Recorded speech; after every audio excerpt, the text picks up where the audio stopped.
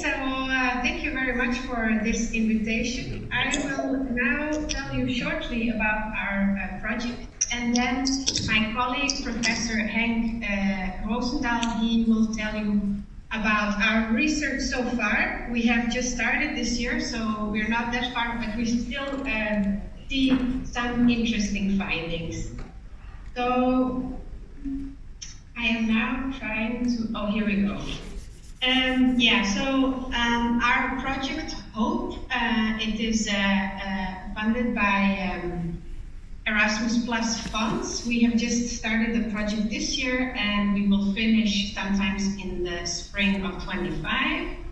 And we work together with 5 partners. The lead partner is the city of Rotterdam, and that is where I work.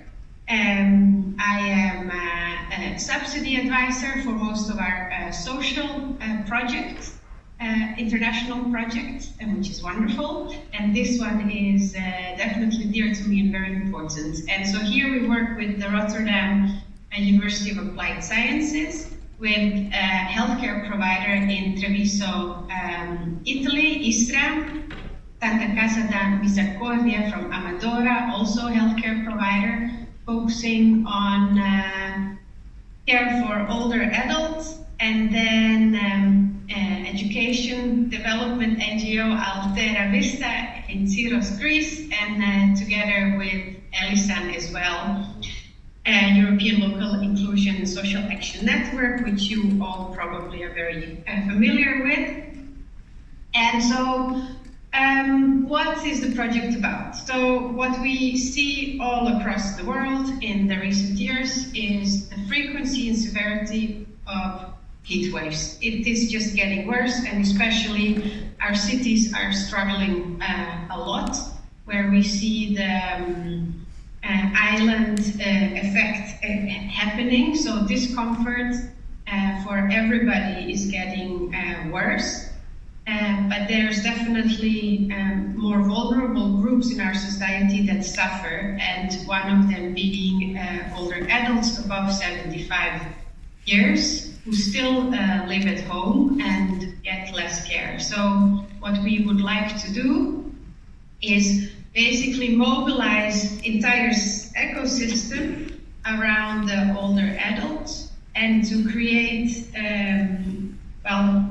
products that could help in the time of heat crisis.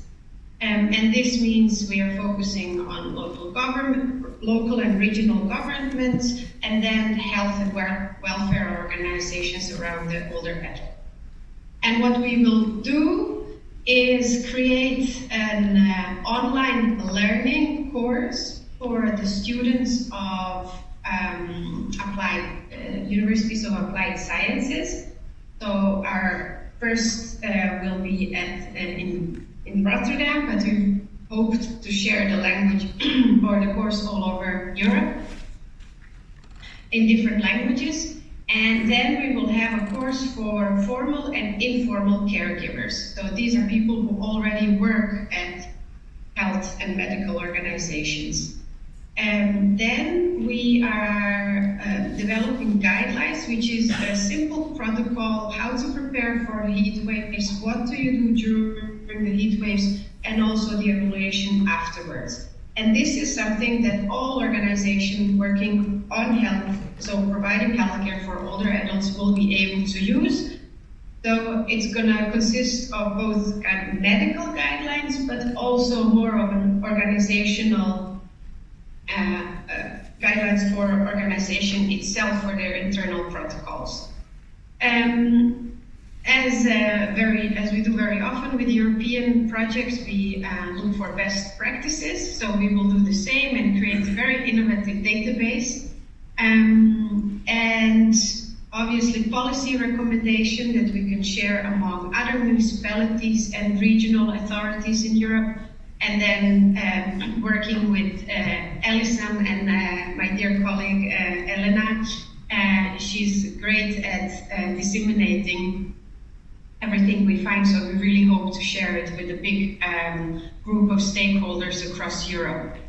And I must say, working on this project, what I see is it's quite innovative. So we are combining heat, so it has to do with obviously climate adaptation, and I think most of our cities are very much focused on the physical part. So what do we do physically to mitigate heat in our cities? But what we see is less of a focus on the social aspect. And this is what this project does, which is quite interesting. And we see people from different areas connecting and creating networks on this topic, which is also really wonderful. I'll also shortly tell you what we are doing in Rotterdam. So in the city of Rotterdam has created a program for climate adaptation. It's called Rotterdam Weather-Wise. Based on the geography of our city, we are very much focused on water, groundwater, rainfall, soil decline as well due to the water, floods. We also have a drought in the Netherlands, regardless the fact that we have lots of water. And then there is the heat, which is mostly the cities that suffer from it, and obviously also Rotterdam. So what we did here, we've just started working on our heat plan, but to get an overview, we've created a research and a map of the city. So the red part that you see on the map is where there is very high or average high temperatures during the summers. We've also located areas where older adults live, and what we can see is in lots of those areas there is insufficient coolings in homes, so it's poorly isolated homes. It is a lack of green spaces or water areas or public areas where older people and all citizens actually could cool down. So this is going to be the focus of the cities to change. As I said, our project is more focusing on the social aspects and behavior of organizations and people, and obviously we have colleagues working more within the physical domain, where we are looking into changing the urban development and making it more suitable for the heat. So this was short and sweet. I apologize if I spoke a bit too fast. No. And now my colleague Henk, he will tell you more about the progress of our research. Henk, are you ready? Oh yes, of course I'm ready. Good morning, everybody. How many minutes do I have still left? So I can. Well, 6 minutes. Would you agree with this? Slow down a bit. Anne-Marie, do you know how many minutes we have left? Yes, 6 minutes. Okay, we'll just get started. Can I have the next slide, please?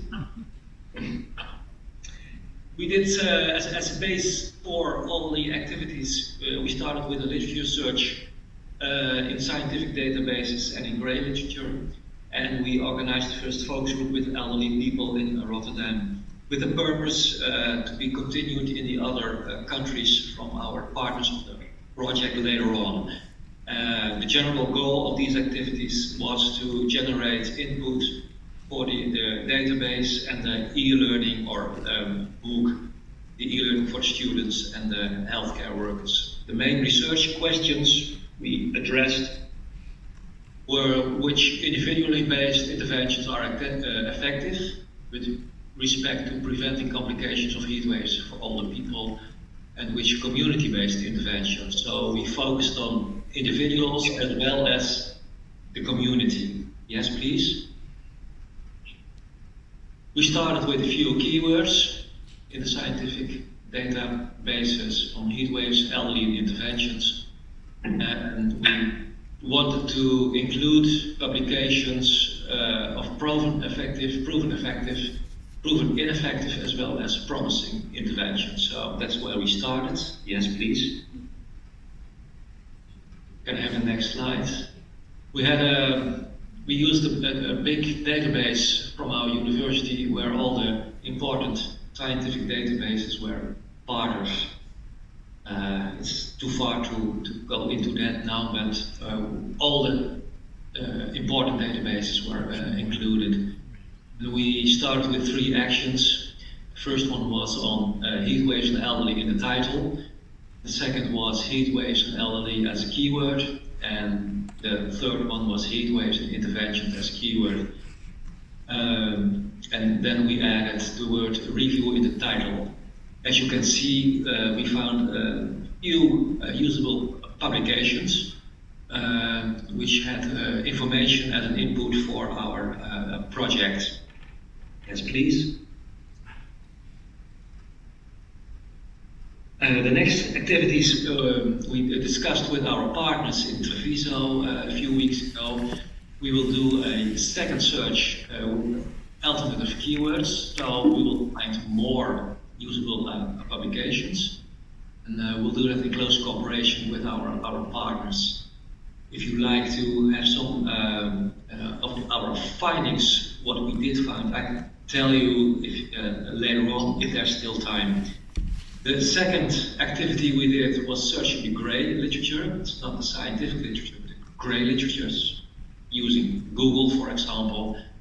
And we were looking at 3 levels, at the micro, meso, and macro level. And the micro level is person to person. The meso level is what can a person do in their house. And the macro level is what can the government or the municipality do to prevent the complications of heat waves. That is what we did. We found lots of usable interventions we can use as an input for our e-learning. Then the next activity we performed was the focus group with elderly people. We did a tryout only a month ago. We made a script with questions and tasks of everybody, and we had a very nice meeting with elderly people. Yes, please. Next slide. You can see here a picture. We sat around the table with coffee, and we invited these people who are all 70 years or older via. So, do you know anybody who lives in the city of Rotterdam and who will discuss with us their experience in the place? And the fantastic thing was that people came with a very diversity of cultural backgrounds, and they gave informed consent to use everything they said, and we could make pictures and show movies which we will use as an input for the e-learning. The overall conclusion was that we had a very lively conversation, and that people were very willing to learn from each other and teach each other in what works in their circumstances and what doesn't work in their circumstances. One of the most striking conclusions I found was that most people were not very worried about the heat waves. Even more, there was some people who said, I feel better when it's so hot because I have a lot of complaints with my arthritis, that kind of diseases. So I'm feeling better. So it was not only bad, there were also very good consequences of heat waves. On the other hand, they were very, very practical in their interventions on how to deal with heat waves in days when their homes were too hot to live in. And we collected all these interventions, and that will be input for the e-learning and the database. Next one, please.